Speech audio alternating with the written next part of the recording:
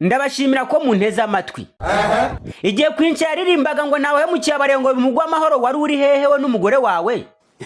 Ku buryo wifata ugasebya Rayon Sport n'uwo mutwe umeze nk'umutsima inka ya kamfwe. Hajya ngo Instagram yawe yabuze. Yari Instagram kisesha n'abafollowers barutwa nabitabiriye umurenge wa Nyambo. Ariko hari nashoye. Keretse yigira nk'abafollowers miliyoni ni wari kubyumva neza. Twari tuzi ko unaririmba none twasanze uririmba urw'ubonye nyakuririmbira imirabyo n'inkuba. Iwawe bahasaka ibyuma n'urumogi. Kuko umuntu utasinze ntiyafata miliyoni ziganjemo abayobozi n'abakire zifana Rayon Sport ngo azite injiji. Yitwaje ngo ko ari umufana wa APR. Turagutuka ku buryo umurabura utukura nk'ubwa rusake. Urabwira umugore wawe ngo ahidinge comment. Nitubura twandika comment zigutuka twajya kuzandika no mu muhanda. Aho uragera hose urahasanga igitutsi cy'umureyo. Kugeza igihe urandikira ibaruwa cyangwa ugakora video isaba imbabazi abareyo. Nutabikora turakomeza tukwatse umuriro. Ayo niyo magambo y'abareyo. Babwira uwitwa Shizo wabifatiye ku gahanga akavuga ko ari injiji ngo atari n'abasirimu. Abareyo bakimara kumenya ko Shizo atawa muri yombi, bamwe batangiye kuvuza impundu batayi. Bati yo nkuru yaba yari yose ashanya gufungirwa muri Rwatanamo ko yari yatuzonze. Abandi batari ko baba waratangiye kwigira isarigo mu cyuba muri Amerika bahora bagufungira mu tubari wagera Nyarugenge ukahashobora. Ni ndambi. Bamwe mu bagore bafana Rayon bati ego baba. Bati niko se dawe ya. Ubu muri abangaba ntiduzagira inama undi ko bose tubona ari babihwahwa. Abareyo bati turagukorera indirimbo nka 300 zigusebya we n'umugore wawe ku buryo mutazongera gutekereza gusebya Rayon Sport. Bati niwe tuvugaga turi mu bihe bibi twamuhaga bene wabo. Hence ko uje kudusambira aho twibere mu bihe byiza aho turi kuniga hose turi kwasanga umuhogo. Abareyo bati washatse attention yacu ariko inkurikizi zizazanye umuzazirengere. Abareyo bati ariko ko umugore wawe twe twamubabariye. Kabutindi tera umugore kwikuruza yagukuriye gute ngo iguteze kongera kwikurura ku bareyo. Ubu niba ari umuntu wanzwe n'abareyo kwisi ni Shizo nyuma yo kumanika gati yicaye none kukamanura usibye no guhagarara ubanza bitanashoboka. Bamwe mu bareyo bati haryo yakora iki Azagira ati kijondonye. Abandi batararapa.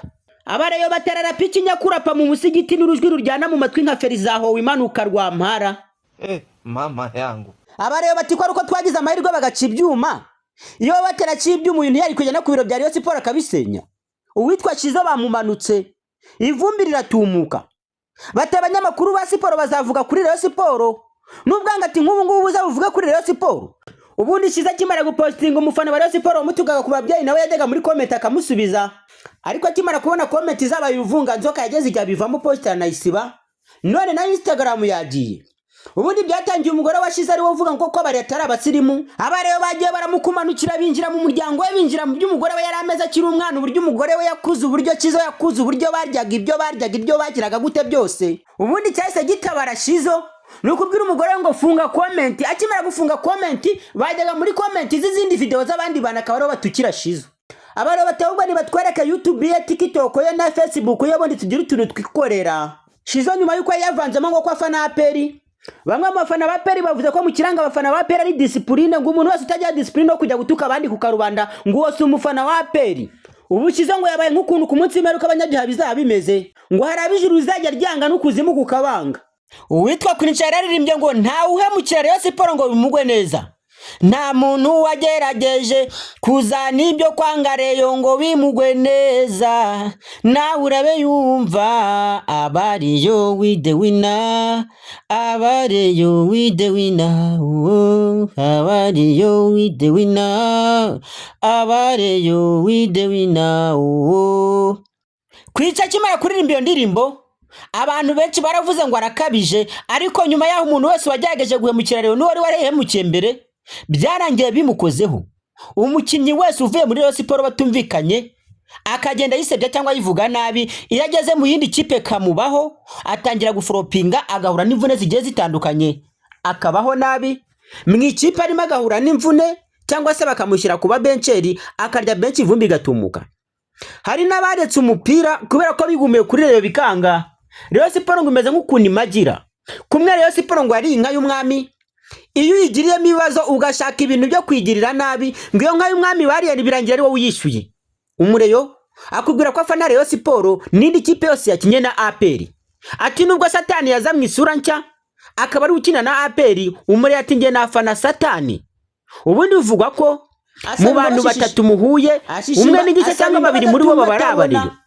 buri rugo ngo rurimo umureyo uburengo buravukanwa si ngombwa ko umwana bamubwira ngo fana reyo ahubwo ngo avuka DNA Rayon Sport Rayon Sport ni ikipe yavukiye Nyanza iza kuba i Kigali nyuma ifite ngo miliyoni zirenga 8 ziyifana miliyoni 14 zituye u Rwanda 8 kuzamura muri zo ngo zifana Rayon Sport zishobora kuba zaraniyongeye muri no minsi kuko Rayon Sport iri mu bihe byiza iri gutsinda umuhisi n'umugenzi habuze uwayihangamura bayiteza amakipe arayitsinda bayitega Sekafa irayitwara ubu noneho ngo Rayon Sport muri champion y'u Rwanda igiye kuzajya yicikize ngo izayikinisha abasimbura 11 b'abazungu ngo bazajya bakina amatsinda gusa mu gihe ngo muri champion cyangwa mu mikino ya Super Coupe n'indi mikino yo mu Rwanda hazajya hakina za Kanyarwanda.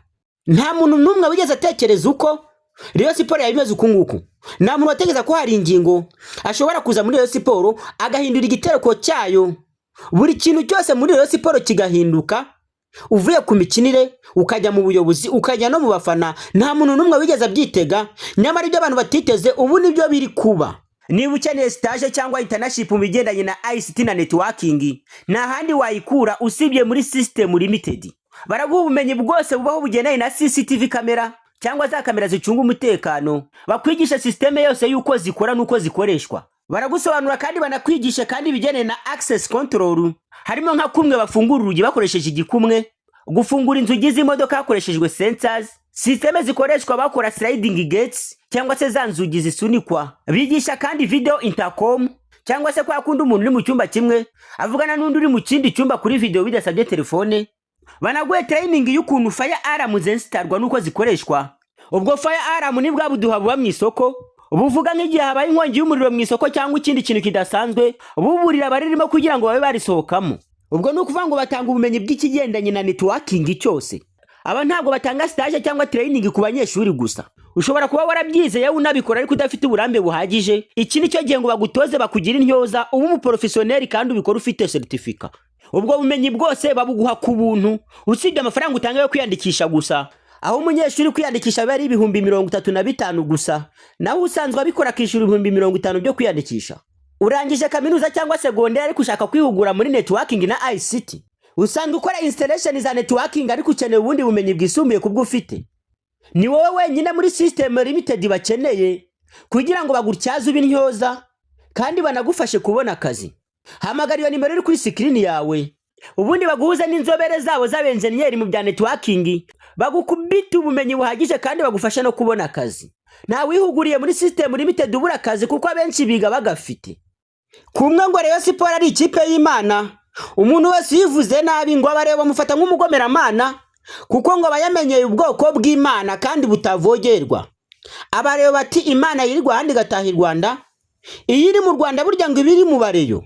Bati rero iyo tuvuze nabi ubu meze nk'uri guhakanya Imana kubera ko turi ubwoko bwashizweho n'Imana kandi bwahanzwe n'Imana budateze no kurimbuka mu izina rya Yesu. Yesu niwe mwami. Imana niyo rugaba niyo rugira kandi niyo rubasha ni nayo ishobora byose. Ubundi muri yaramaze kakubwira ngo ikipe ni Rayon, ishyaka ni FPR, Perezida ni Kagame, banye ni Beka, ikinyobwa ni Sikoru, iduka ni Jairuti. Umureye yakubwiye gutyo nta kindi nyuma uba warenzaho usibye kwituriza ukicecekera ukirinda kumurakaza kuko ngo iyo uritsakaje umureyo ubumeze nk'uko jeje umwambi muri essence uba wakije umuriro udashobora kuzimya. Mu minsi ishize nibwo Wasiri yagiye mu kiganiro, ageze mu kiganiro hahurira n'umukobwa witwa Tesi. Ubundi Tesi aramubwira ngo iyo jezi wazanye ushaka kuma ntabwo ndi buyemere. Ati iyo jezi sindi buyifate. Iyo jezi ushaka kuma Rayon Sport ntayo nemeye kuko ngewe ndi umufana wa APR FC. Wasira ati wanze impano, undi nawe ati ndayanze. Wasira turayanze, undi nawe ati ndayanze. Imana iturutse kuri Rayon Sport ntayo nshaka kuko ngewe nifanira APR. Bamwe bati uyu mukobwa nyamara zikoraho. Ati ngewe umuryango wanjye wose tugomba gufana APR, niyo mpamvu Imana iturutse mu bareyo nyifata nk'icyashya ntayakira. Ubwo Wasiri yari yasenga t-shirt ebyiri za Rayon Sport, arangije imwe ayiha umukobwa wundi wakoraga mu kiganiro hamwe na Tesi. ubundi yindi arayifata yisubizayo aturayanze nta kundi. Akimara kuvaho umwuka utari mwiza watangiye gututuma hagati wo munyamakuru na Wasiri. Wasiri yahise yigenda nta bintu byinshi yavuze, gusa abafana ba Rayon nibwo bari batangiye akazi sasa. Batangiye kumanuka umukobwa batariko umukobwa wibonamo ibiki? Wibonyemo iki? Ku buryo baguhereza jezi ikipe ya mbere ikunzwe mu Rwanda ukayanga. Tesi ati nge namahitamo yanjye kandi n'ubushake bwanjye nk'umukobwa mwiza ngomba gufana ikipe ya APR kuko abareyo ntago mbiyumvamo habe na gato, mugira kavuyo muri abanyakavuyo nta kintu kizima mugeraho. Wasiri ati niba utayishaka nta kibazo, ariko nawe ushobora kuzabyicuza umunsi umwe. Mu mutima we niko yavugaga. Ubu mukobwa yitwa Tesi nyuma yaho yahise avuga ko abafana ba Rayon Sport ngo ari abaturage atari abasirimu, kandi ngo ko ibintu byabo biba birimo akavuyo nta cyiza kibaturukaho. Abafana ba Rayon bakimara kwita mu gutwi babanje kugira hari ngo ni AI, babanza kubyitondamo mbere yo kumusubiza. Gusa bashishoze neza basanga umukobwa yabivuze. Ubundi ku mbuga nkoranyambaga uhereye kuri Twitter ukajya kuri Instagram ukajya kuri TikTok ukajya kuri WhatsApp ukajya kuri YouTube ukajya hehe hose, umukobwa baramumanutse yitujije icyatumye avuga kuri Rayon. Bamwe bati wanda yawe ishaje yakuyemo amada nka miliyoni nawe ugize ijambo kuri Rayon Sport. Abandi bati we n'umugabo wawe kababayeho kuko tugiye kubatsaho umuriro. Umukobwa baragiye baramutuka, abo biganye bazana amateka yiwe, abo baziranye bakuranye bazana amateka yiwe yose. Ibyo byose babishyira hanze, ubuzima bwe bwose baramutuka bamwandagaza ku gasozi aribura. Umukobwa ngo yafashwe na depression, abona ko abantu yakinaga n'abatabazi. Abareyo baragiye bivamwe ibitutsi byose byo kwisi, buri rubuga rwose bagezeho bakamutuka, buri kiganiro cyose babonye kuri YouTube igitutsi cyabaga ari Tesi. Tesi yaragira ahungabana mu mutima we, yibaza ko ibintu yakoze nawe bitabaho, ko yakojeje umuriro mu ntozi. Ati buriya nakojeje umuriro cyangwa agati mu ntozi ntabizi. Arangiza aravuga ati nta kindi cyantabara usibye gufata Abareyo nkabasaba imbabazi. Tesi yasishishimura ibaruwa byihuse arayandika, arangije aravuga ngo nsabye imbabazi Abareyo, gusa yandika mu Cyongereza. Ati Bareyo ndabubaha nanjye nkiyubaha, niyo mpamvu mbasabye imbabazi. Abareyo bamwimye amatwi baramubwira ati vuga uvuye aho ngaho. Niba ufite hoteli, akabari, resitora cyangwa ahandi hose hakenerwa serivisi zo kwakira abantu, uzakenera menu. Menu ni iki? Menu ni bya bipapuro biba biriho ibicuruzwa n'ibiciro byabyo, uhereza umukiriya agahitamo icyo ashaka kugura. Reba ukuntu ibiciro by'ibicuruzwa bihindutse cyangwa hari igicuruzwa gishasha ushaka kuzana muri business yawe, ufata za menu zose ukazijugunya ugakoresha izindi, kandi nyamara mu kuzikoresha byagutwaye amafaranga menshi. Reba ukuntu ufite abaseriveri benshi mu kazi kawe bamwe batari ngombwa, kubera ko buri mukiriya uje bagomba kuhasanga umuseriveri akamutuma ibyo akeneye. Ibyo bigutera igihombo bigatuma utanga serivisi mbi kubera ko utaramenya Bukelo Plus. Iyi ni cyo ko dushyira ku meza umukiriya yaza agahita yisikana hakabona urutonde rw'ibicuruzwa n'ibiciro byabyo. Ukimara kumva cyo ko dutekereza ko ari nka zimwe zisanzwe, ariko igisubizo ni oya. QR code ya Bukelo Plus ifite umwihariko kuko umukiriya akora order y'icyo ashaka agahita nishyura, abo kuri serivisi bakabona ko yishyuye bagahita bakimuzanira. Ubundi yasoza agahita yitahira bitabaye ngombwa ko ategereza umuseriveri wo kuza kumwishyuza. Kwa kundi umuseriveri yajyaga guhembwa akabona ibicezi bitewe nuko umushahara we barawukase kuko abantu bamugendanye batamwishyuye jyamaye nka data. Ibyo birahita biba amateka ku muntu wese wakoresheje QR code ya Bukelo Plus. Dore inyungu zizaba kuri wowe n'abakiriya bawe igihe cyose ukoresheje QR code ya Bukelo Plus. Nta mukiriya uzongera kuzaho ngo ategereze ko umuseriveri amuzanira menu, nta kongera kubungana ibipapuro bya menu, kandi n'umukiriya nta byo gutegereza ko umuseriveri amuzanira menu. Nta mukiriya uzongera kukugenera leta kwishyuye kuko azajya akora order yishyure mbere. Ntuzongera gukenera guprintinga menu nshyashya mu gihe hari ibicuruzwa byahinduye ibiciro, hari ibicuruzwa bishyashya wazanye cyangwa hari ibicuruzwa bishyashya ushaka gukuramo, kubera ko system ya Bukelo Plus ireditingwa ukayihindura uko uyishaka. Umubare w'abaseriveri wakoresha guzagabanyuka kuko umukiriya azajya akenera umuseriveri igihe cyonyine amuzaniye ibyo yodarinze. Nimba wari ufite abaseriveri 10 wahembaga, bashobora kuzahita bagabanuka bakaba 3 cyangwa 4. Iyi QR code igufasha kumenya umukozi ukora cyane n'ukora gake kuko ubibwirwa n'ama order umukozi yakiriye n'uko yatanze.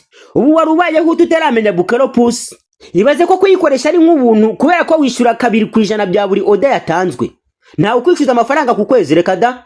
Wakoresheje QR code ya Bukelo Plus ntushobora guhomba kuko system y'ibikorerwa muri business yawe yose ibikontorerwa ahantu hamwe. nubwo buri museriveri aba afite agasisteme aboneramo oda yakiriye, ariko amafaranga yose yinjiye muri sisiteme akontorerwa ahantu hamwe. Iyi ni sisiteme yakozwe n'abahanga kandi imaze umwaka wose ikora. Abayikoresheje bakubwira ko aricyo kintu cya mbere bishimira. Ibaze ko buri kwezi uzajya wishyura udufaranga duke tutanageze kuri 1/2 cy'amafaranga ahembwa umuseriveri umwe, kandi sisiteme yakoze akazi kagakozwe n'abaseriveri bagera kuri 6. Baraza bakaguha QR code ku buntu, bakanayikwigisha wowe n'abakozi bawe ku buntu, ubundi ukajya wishyura 2% bya buri oda. Ubwo ni ukuvuga ngo iyo abakiriya bakonsomye miliyoni Bukoro Post yishyura 20 gusa. Wibuka ko umuseriveri ashobora guhembwa 100 ku kwezi na 500 yacuruje. Ngaho hamagariza nimero zatanzwe kuri screen yawe, cyangwa ujya muri Chrome wandikemo ngo wa@bukoropus.com, ubundi bakuzane QR code banagusobanura ukuntu urayikoresha wowe n'abakozi bawe. Abareyo bati aha watwisinjije n'abaturage, none ko dusabye imbabazi mu Cyongereza, izo mbabazi zawe turazimenya gute mu Cyongereza kandi turinjije turi n'abaturage? Bati vuga uvuye aho ngaho. Bati nta soni. Umukobwa baramwihaye aragenda rwara depression. Mu gihe abareyo bakijijinganya bari kwihanangiriza umugore ngo niyandike imbabazi mu Kinyarwanda, umugabo we Shizo isaza nk'iyagatera azana umurego nk'uya saa 11 n'umujinya mwinshi.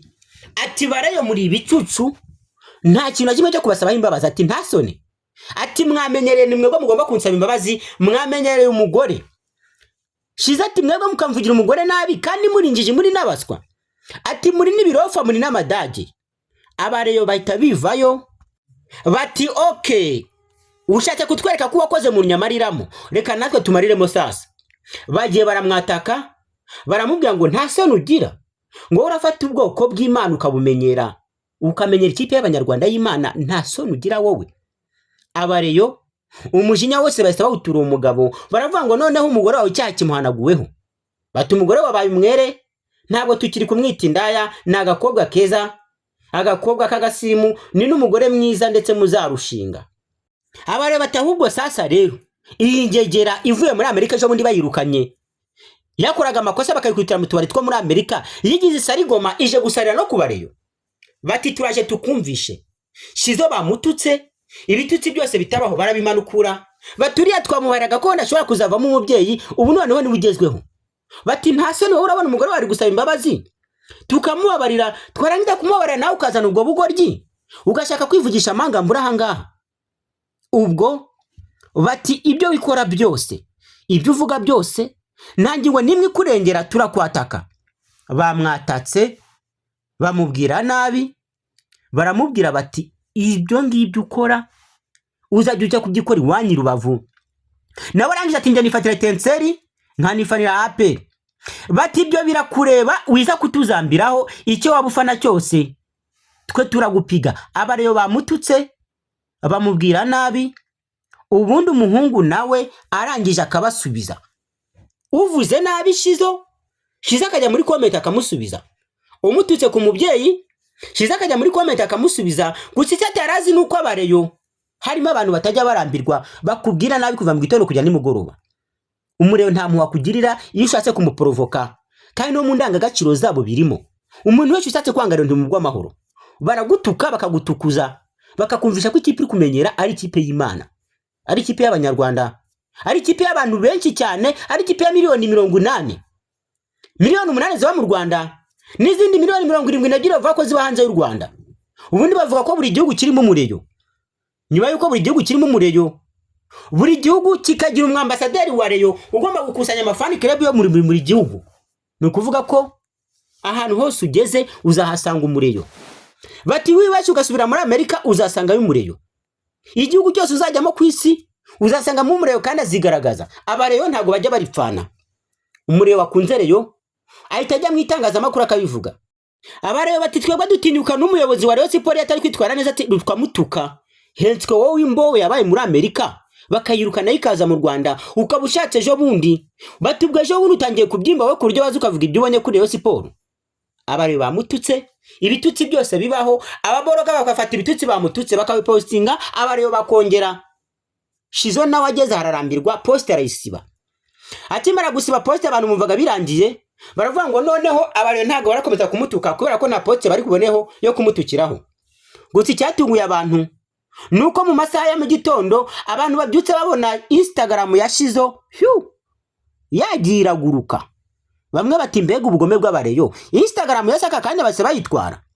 Abareyo bakubwira ko nta mikino bagufitiye, nta nubwo bagufitiye, batagutinya, ikintu cyose kibaye ugomba kugikuramo isomo. Abareyo bagiye ngo Instagram ye barayiripotinga cyane, barangiye kuyiripotinga cyane kandi bakaripotingamo bullying cyangwa se harassment, urwango rukabije. Instagram nayo iragenda ihita yisiba burundu. Bayisibye, nyuma yo kuyisiba Abareyo barigamba bati nundi munsi ntuzongeye kutumenyera wangegerawe. Ibitutsi byose bibaho Abareyo babibwiye Shizo ngo ntagazapfa byibagiwe. Mu gihe abantu bumvaga ko sagiri hagati ya Shizo na Murera irangiye, Abareyo bavuze ngo ahubwo nibwo bikiza, tayari Shizo itatabwa muri yombi. Mayi nka data.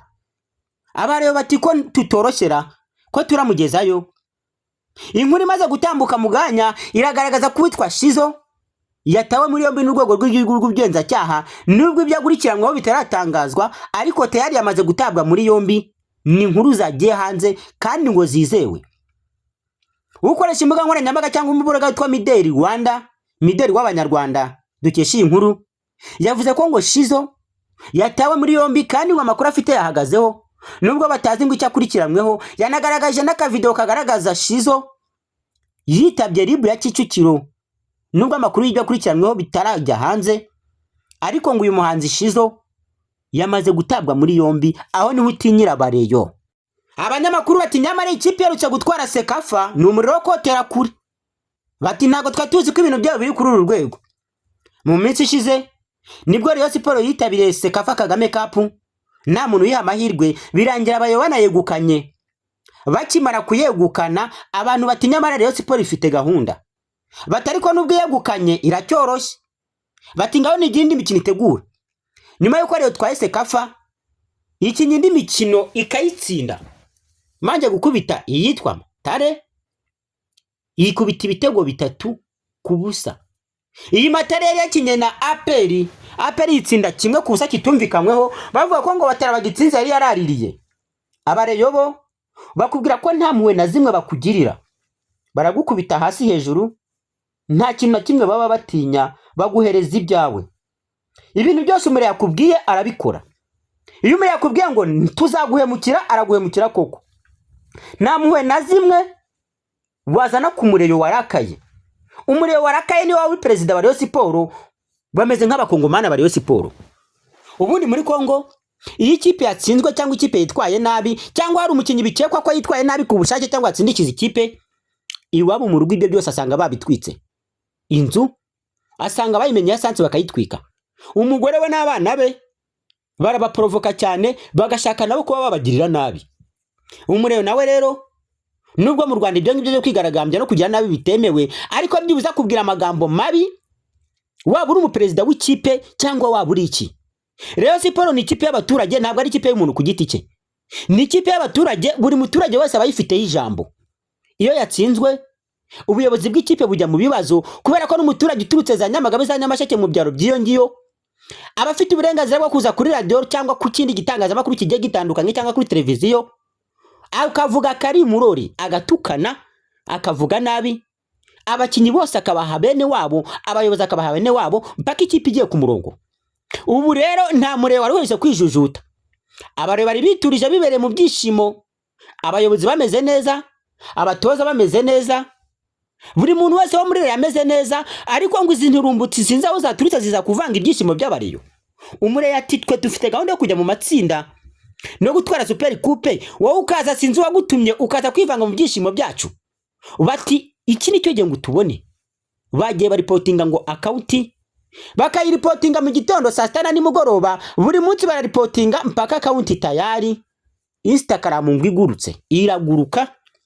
Imaze kuguruka ubundi Abareyo ngo bahita bajya mu by'ibirego. Ubu Shizo tayari ari mu maboko ataraye.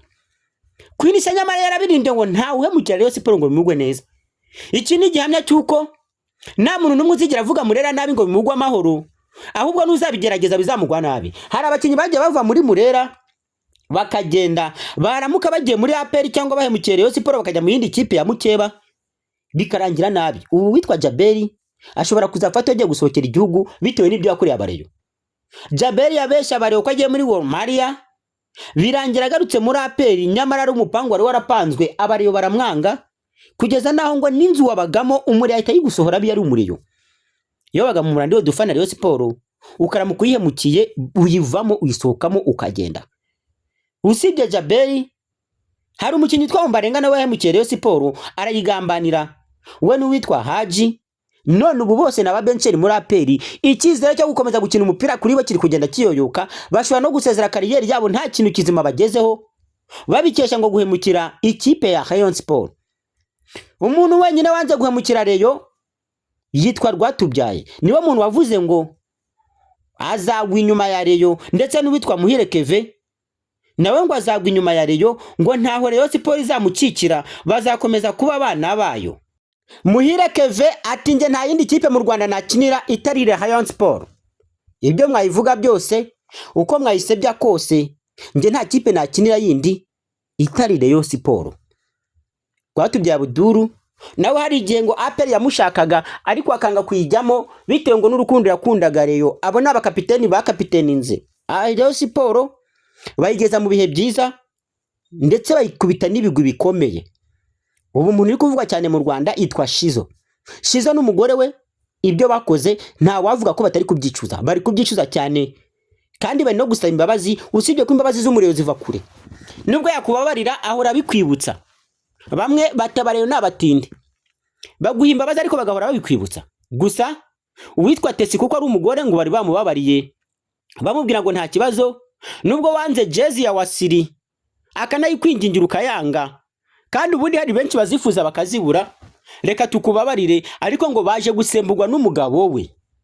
Abareyo bati isazi itagira umujyanama yakurikiye umurambo mumva, bati naba ngaba bameze nk'abakurikiye umurambo mumva. Hari umujura ngo wagiye kwiba, arangije ngo abona nta buryo afite bwo kwinjira mu nzu, arangije acukura munsi y'ubutaka ngo ari bwanyura, acukura nka kwa kundi ifuku icukura ugasanga yageze mu nzu yawe. Nawe ngo yacukuye bufuku ashaka kwinjira muri iyo nzu kugira ngo anyure mu butaka, ahita yinguka muri iyo nzu kuko iyo nzu itari pavomye. Ubundi ngo aracukura yisanga ngo yageze muri gereza, aho kugira ngo agere muri ya nzu arayoba yisanga muri gereza ngo arifunga. Uyu nawe ngo yavuze kuri Rayon Sport ashaka hiti, wenda ngo ashobora kuba ari indirimbo yarashaka gushyira hanze, ariko ngo ntabwo yarazi uko abareyo bakora n'ibyo abareyo bafite. Abareyo ngo bahise bamwangisha abantu. Umureyo arakota ku manywa y'ihangu ukicuza n'icyatumye umuvugaho. Rayon Sport ngo ni bindi. Iyi ni ikipe y'Imana udashobora gupfa kuvuga uko wiboneye ngo bikugwa amahoro. Niyo mpamvu ngo umuntu wese yivuzeho ahita ahura n'ibibazo. Shizo ari mu kaga, umugore we nawe ari mu kaga. Ibyayo birarangira bite?